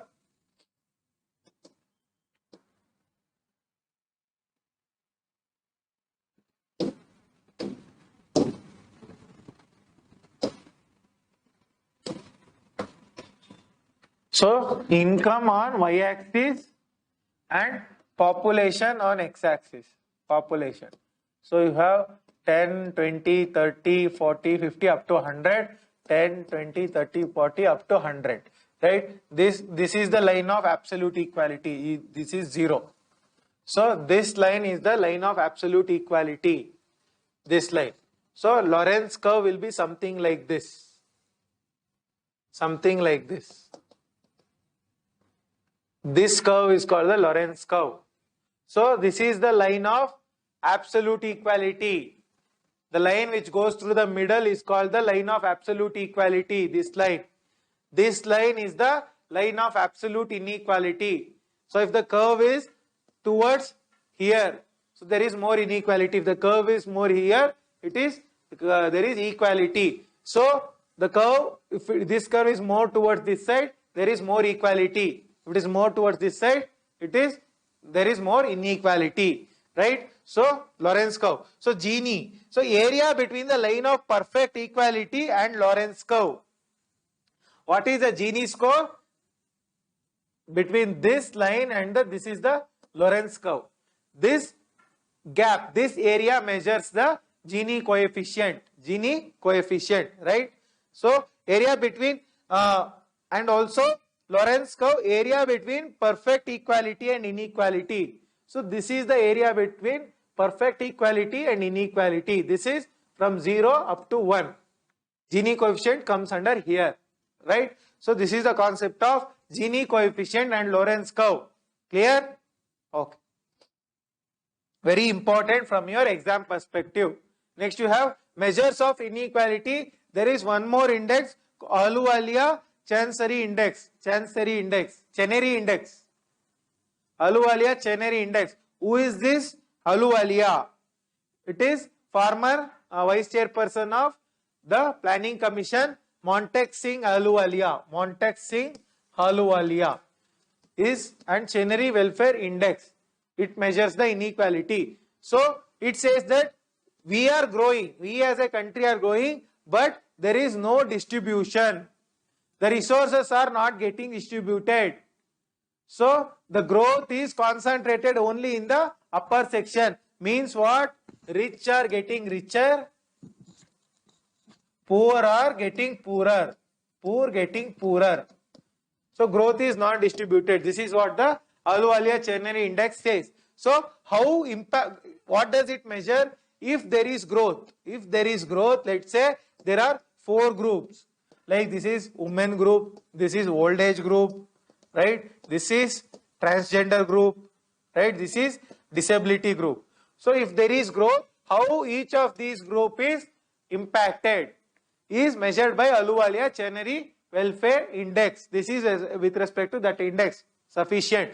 Next you have Kuznets curve. Kuznets curve. What is this Kuznets curves? Or it is Kuznets curve. Z is silent. I don't know. So it measures development and inequality. So what does it say? It measures development versus inequality. So if the development is on y-axis, development, x-axis there is inequality. So it says that inequality, one second. So it is actually, so this is inequality, this is development. One second. Development, inequality. So it says that this Kuznets curve says that inequality initially increases when the development, when we develop as a country, inequality first it increases, later on it decreases. Why? See, we are developing, we as a country are developing. So first what happens? The rich will get richer. So when the rich get more richer, poor will be there at their same level. So the inequality increases. Rich are getting richer, poor are at the same level, inequality increases. Later on, rich will invest in the society. Rich will invest. When they invest in the society, it will lead to more employment. Poor will get employment. So they will also move upper. So later on, inequality decreases.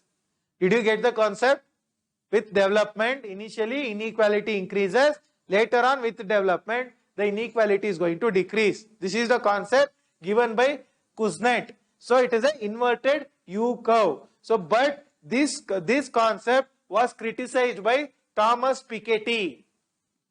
What does it say? See, in advanced countries like USA, Europe, all these countries, Australia, all these countries, what happens? It is actually U curve. U curve. That is, what does it say? Inequality initially decreases, but later it increases. It says the absolute ulta. Means with development what happens? Initially people will get more and more job. Everybody will be employed. So initially there is less inequality. But later on what happens with development? With development what happens? The rich will concentrate the resources. They will concentrate the resources and poor will be having less resources left. So poor will become poorer and rich will become richer. So that is why inverted U curve given by Thomas Piketty. What does it say? So he says there is no natural decline of inequality. When the growth happens, there is no natural decline. Decline automatic agala, but via Keynesian economics. Keynesian economics means what? Government is going to spend. Via government spending, people will get more resources, people will spend. That is why inequality decreases initially. But what happens later on? This concept is bit complicated. Inherited wealth will grow faster than income. Means what? See, government is spending under Keynesian economics. Under Keynesian economics, government is spending on health, education, employment, infrastructure, so many things. So there is reduced inequality initially. But what happens? People income is increasing. But what happens? Inherited inherited wealth.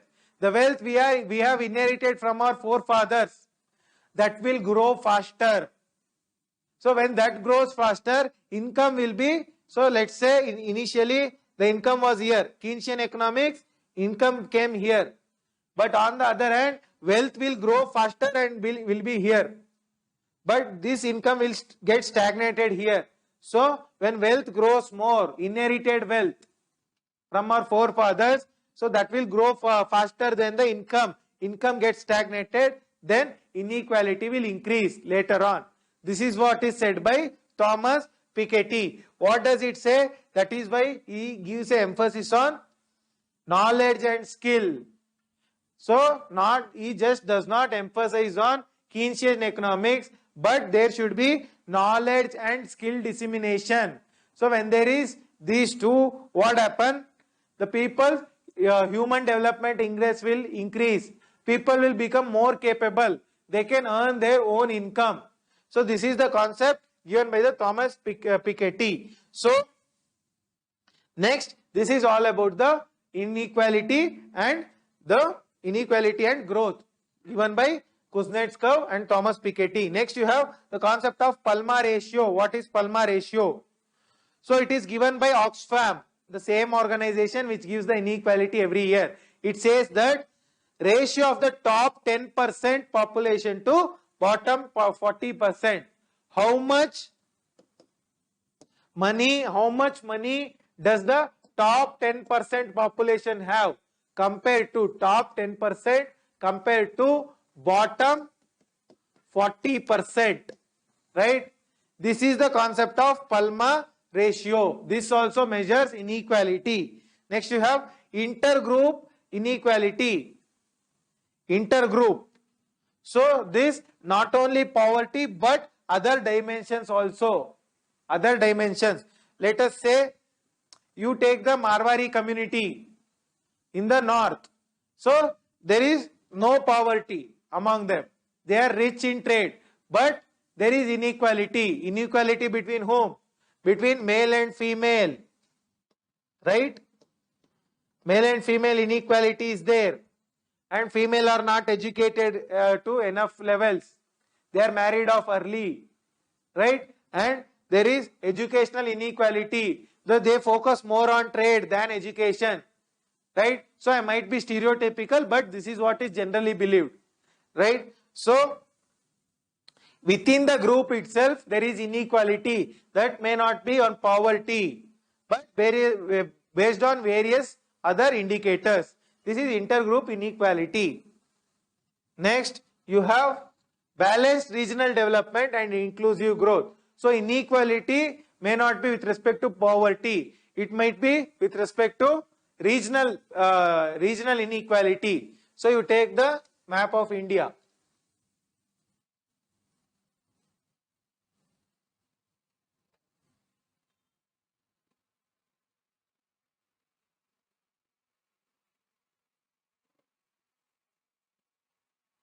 So you take the map of India.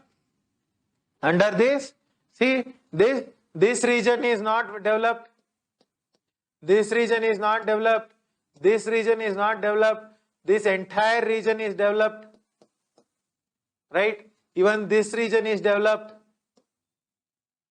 So there is inequality among the regions. Within Karnataka, we take the example of Hyderabad, Karnataka, which is not developed. Right? And why did Telangana get separated from Andhra Pradesh? Because Telangana was not developed compared to Andhra region. Right? So this is the region imbalanced regional development. Even Green Revolution. With respect to Green Revolution, it focused growth only on the Punjab, Haryana and Western UP. Not every state got the equal benefits. Right? So there was inequality. So inclusive growth means what? Growth is there, but that growth should be among all the sections. Among what all sections? Male, female, poor, rich, old age, engaged, everybody. Rural, urban, right? educated, uneducated, everybody should grow. That is the concept of inclusive growth. So, even left-wing extremism, Naxal affected areas should grow. So, why Naxal affected area are not good in development? Because there is no connectivity. Left-wing area, Naxalism area, there is no connectivity, no proper road connection. Even rural areas do not have proper, some tribal areas do not have proper connection. That leads to inequality. Then there is no infrastructure. I told you yesterday, when a road happens, it will act as a positive spin-off on various other things, right? So when there is infrastructure, there is when there is no infrastructure, there is inequality, right? Not what are the efforts? Efforts to curb regional inequality. We have, for the Naxals, we have Samadhan project, Samadhan. We have special category states. Special category states. We have Article 371, 372 up to 371J. 371J speaks about Hyderabad, Karnataka. Not only that, we have Special Finance Commission provisions is there. We have Interstate Council is there. Right? Interstate Council. Then we have special category states, I already told.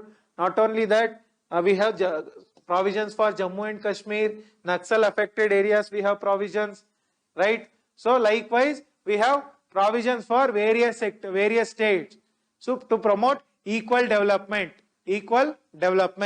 right? So next you have empowered action group states. Empowered action group states. What is empowered action group states? This is actually given by Ministry of Health and Family Welfare. So these, what are the states? There are 8 states. What are the empowered action group states? We have 8 states. One is these Bimaru states: Bihar, Madhya Pradesh, Rajasthan, and Uttar Pradesh. Not only this, we have Uttarakhand, Odisha, Chhattisgarh, Jharkhand. These 8 are the empowered group states, poorest of the poor states, right, in India. So what are these? So why there is an empowered action group? Because they were having too much population. Too much population, right? In order to contain the population, in order to reduce the population, this empowered group action group was formed by Ministry of Health and Family Welfare in 2001.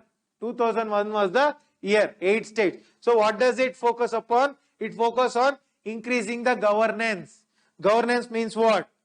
Reducing corruption, implementing the schemes properly. Not only implementing the schemes, having proper road connectivity, infrastructure, everything is taken care of under empowered action group, giving health facilities, everything. So not only that, they focus on community involvement. Community involvement means, see, without involving the people, it is impossible to reduce the population. People should be made aware. They should be educated. They should be given benefits. So community involvement is important with respect to reduce the population. So today, recent budget says that our replacement level has reduced to 2. What is replacement level? Fertility. What is replacement level fertility? See, fertility level means what? Fertility level. Fertility level means how many, on an average, how many children will a woman give birth to? So earlier it was up to 4 to 5 children, right? Now recent says it is reduced to 2. That is, every woman gives birth to only 2 children. This is a good ratio. Why? This is called replacement level. Replacement level is 2.1. We have reduced more than replacement level. Replacement level means what? If there is father and mother, right? Father and mother. They have 2 children, male and female, right? So these children are going to replace their parents. when their parents die, they will be there. They will give birth to two children. They will get married to one other person. He will get married to some other person. They too will give birth to two more children. So they will replace their parents. So there will be population stability. This is the replacement level fertility. Right? So given by World Health Organization, India, recent report says we are already 2. We are at the level of 2. Next we have aspirational district program. So during the tenure of UPA before 2014, it was called as Backward Area Development Program. But after Narendra Modi government came, it has been renamed as Aspirational District Program.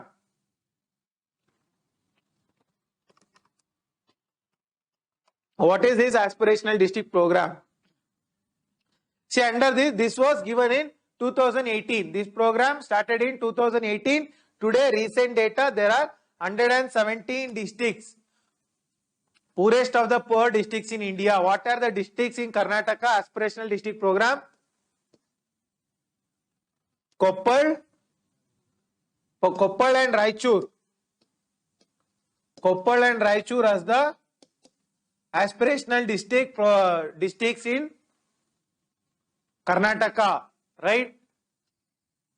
So 2018 it was started. So these are most underdeveloped districts.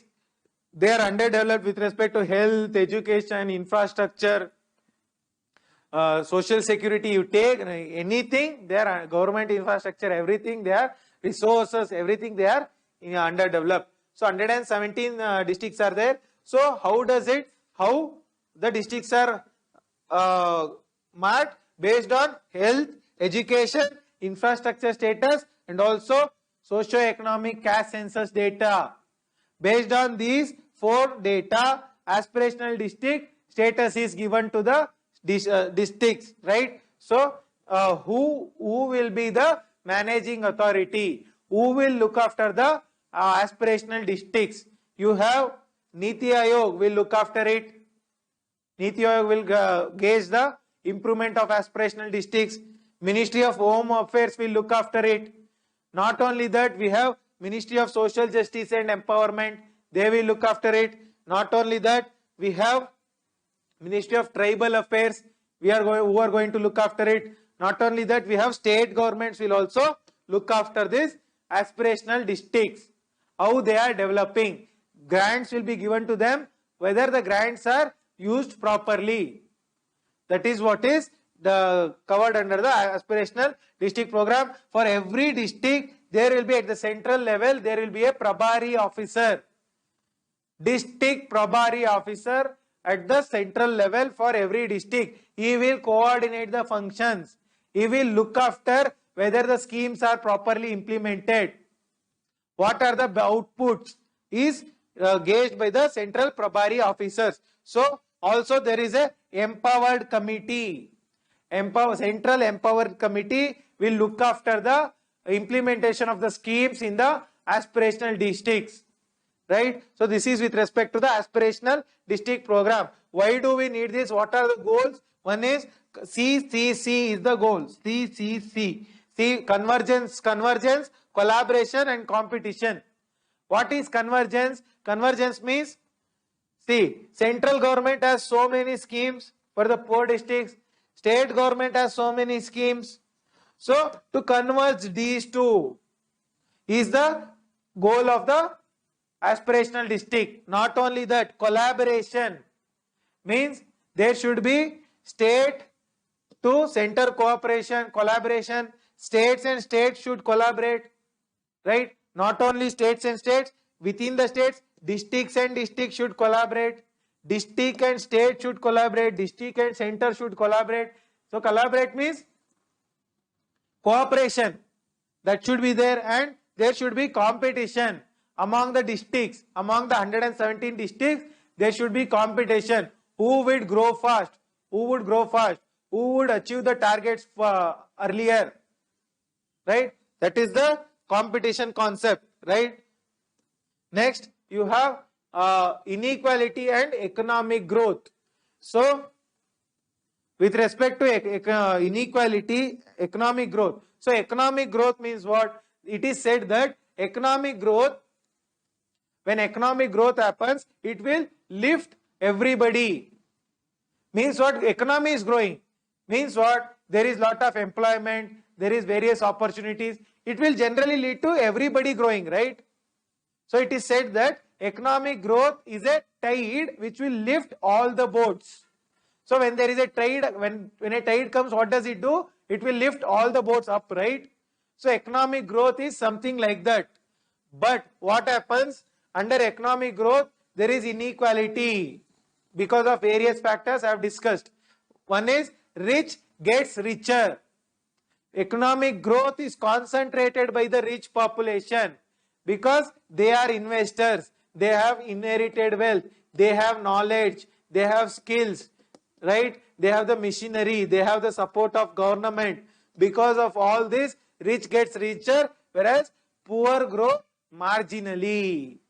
Means what? The impact of economic growth on the poor population is not high. They will grow very less. If rich grow from this to this level, growth will be very less. So inequality will increase. As said by whom? As said by Thomas Piketty. Piketty said this, right? So poor grow marginally. Why the poor grow marginally? Because most of the population is dependent on agriculture. But in agriculture, the growth is very less, right? But other richer people, they invest in technology, artificial intelligence, IT, other things, they will grow more. Poor people, they will invest only in agriculture. The growth is minimal. That is there. Then poor people, there is no education. When there is no education, even if growth is happening, they will not get good job. There is no skill. Even if there is growth, there is lot of employment. What is the help? What is the benefit if there is no skill? So that is the concept. There is no skill among the poor population, right? So this is why the inequality is increasing despite the economic growth. Next, what is the threshold in order to what is the threshold to be breached when inequality increases? See, it says, this says, when growth is happening, everybody will grow, poor and rich. But after a certain level, only the rich will grow, poor will stop growing. After what level? That level is the threshold. That threshold is 0.27 on Gini. Up to 0.27 Gini score, there is equal growth. After breaching 0.27, the growth will cease to be equal. Inequality increases, as said by Thomas Piketty. So, this leads to concentration of wealth. The money will lead to concentration because they have all the expertise, as I said. Let us take example of Mukesh Ambani. If he wants to invest in some new sector, let us say cloth sector, he will hire some experts in the field. He has the money, he has everything. So his growth will be more. So growth is concentrated in the rich. But there is, because of which what happens? When growth is concentrated in the rich, what happens? The money is only with the rich. It will not go to the poor. When the money doesn't go to the poor, the demand by poor will decrease. Rich is only few section of the population. They will take the money and save it.